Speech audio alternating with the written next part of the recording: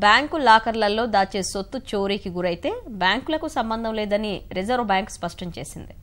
Locker సేవల విషయంలో బ్యాంకులు అనుసరిస్తున్న పద్ధతులపై కాంపిటీషన్ కమిషన్ ఆఫ్ ఇండియా ఆరోపణలు చేసిన నేపథ్యంలో కుష్కల్రా అనే న్యాయవాది సహచట్టం ద్వారా అడిగిన ప్రశ్నకు ఆర్బీఐ స్పష్టం చేసింది.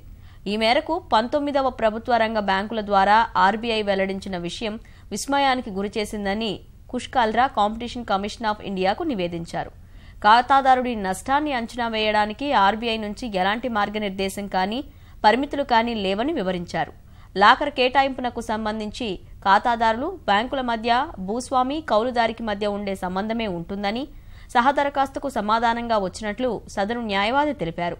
లాకర్ తీసుకునే సమయంలోనే అందులోని సొమ్ము బాధ్యత ఖాతాదారుడిదేనని ఒప్పంద పత్రాల్లో స్పష్టంగా ఉంటుందని పేర్కొన్నట్లు కుష్కల్రా తెలిపారు.